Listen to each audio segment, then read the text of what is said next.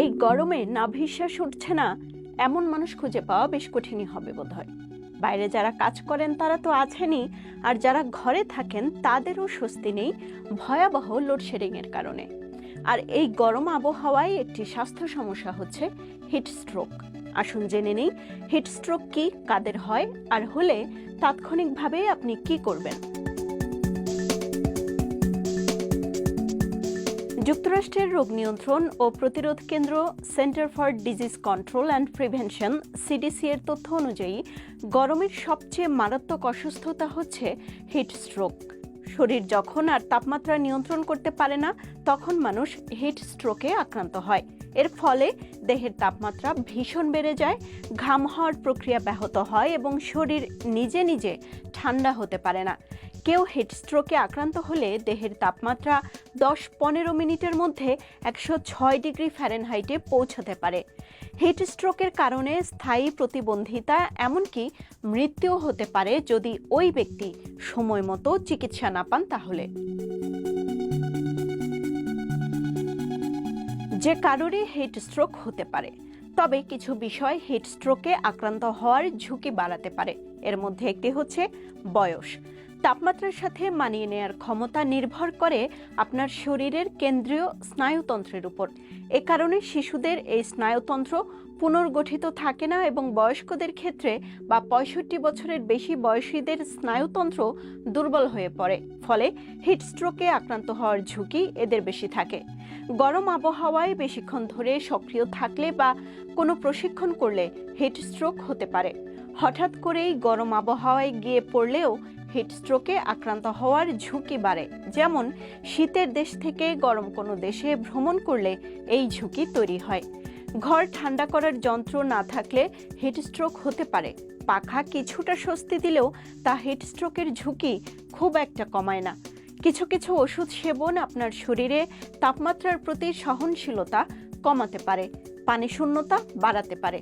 তাই শ্বাস প্রশ্বাসজনিত সমস্যা বা হৃদরোগ কিংবা বিষণ্ণতার ওষুধ নিয়মিত যারা খাচ্ছেন এই গরমে, তারা অবশ্যই বাড়তি সতর্কতা অবলম্বন করতে হবে।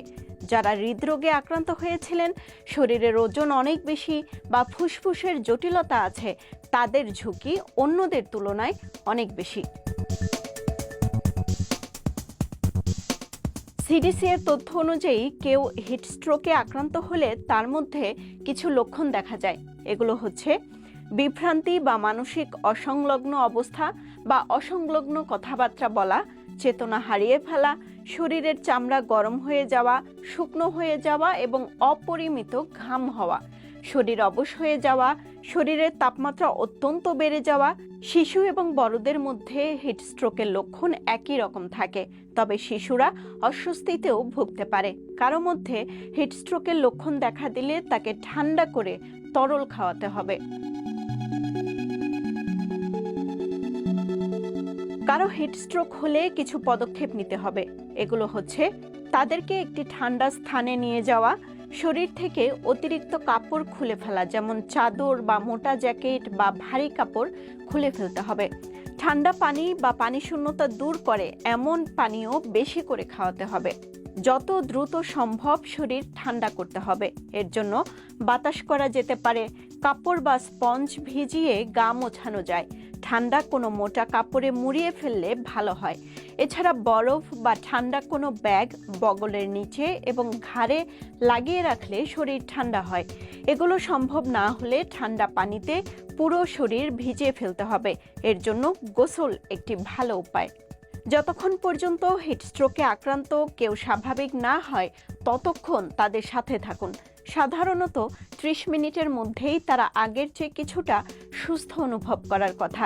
তবে 30 মিনিট পার হয়ে যাওয়ার পরও যদি কারো অবস্থার উন্নতি না হয় তাহলে চিকিৎসকের পরামর্শ নিতে হবে। এক্ষেত্রে তার মধ্যে কিছু লক্ষণ আছে কিনা তা খেয়াল করতে হবে।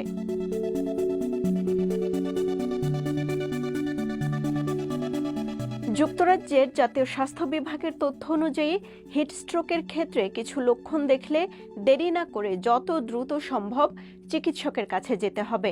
এই লক্ষণগুলো হচ্ছে: আধা ঘন্টা বা 30 মিনিট ঠান্ডা কোনো স্থানে বিশ্রাম নেয়ার পর তরল খাওয়ার পরও যদি আপনি সুস্থ বোধ না করেন, শরীরের তাপমাত্রা অনেক বেশি বেড়ে যায়, শরীরের ত্বক গরম হয়ে যায়, চামড়া লাল হয়ে যায় বা ঘাম না হয়, হৃদস্পন্দন বেড়ে যায়, দ্রুত শ্বাস নেয় কিংবা শ্বাসকষ্ট হয়, বিভ্রান্তি দেখা দেয়া বা অসংলগ্ন আচরণ হয়, ফিট হয়ে যাওয়া, অজ্ঞান হয়ে যাওয়া ইত্যাদি। যুক্তরাজ্যের জাতীয় স্বাস্থ্য বিভাগের তথ্য অনুযায়ী হিটস্ট্রোক প্রতিরোধ করতে হলে কিছু নিয়ম মেনে চলতে হবে। এগুলো হচ্ছে, আপনি যদি খুব অ্যাক্টিভ হয়ে থাকেন বা ব্যায়াম করেন তাহলে বেশি পরিমাণে ঠান্ডা তরল পান করতে হবে, হালকা রঙের ঢিলেঢালা পোশাক পরতে হবে, সকাল 11টা থেকে বিকেল 3টা পর্যন্ত সূর্যের সরাসরি তাপ এড়িয়ে চলতে হবে, অতিরিক্ত অ্যালকোহল গ্রহণ বন্ধ করতে হবে, অতিরিক্ত কঠিন শরীর চর্চা থেকে বিরত থাকতে হবে। অতিরিক্ত গরমের সময় যদি বাইরের তুলনায় আপনার ঘরের পরিবেশ তুলনামূলক ঠান্ডা হয়ে থাকে তাহলে ঘরের পর্দা নামিয়ে রাখুন, জানালা বন্ধ করে রাখুন এবং ঘরের পরিবেশ গরম করতে পারে এমন কোনো ইলেকট্রনিক্স যন্ত্রপাতি যেমন লাইট বন্ধ করে রাখুন। এসব পদক্ষেপ আপনার পানি শূন্যতাও রোধ করবে এবং আপনার শরীরকে ঠান্ডা রাখবে। শিশু, বয়স্ক বা যাদের ডায়াবেটিস আছে বা হৃদরোগের মতো স্বাস্থ্য সমস্যা আছে তাদের হিটস্ট্রোকের আক্রান্ত হওয়ার ঝুঁকি অনেক বেশি থাকে। তাই সাবধানে থাকুন, ভালো থাকুন।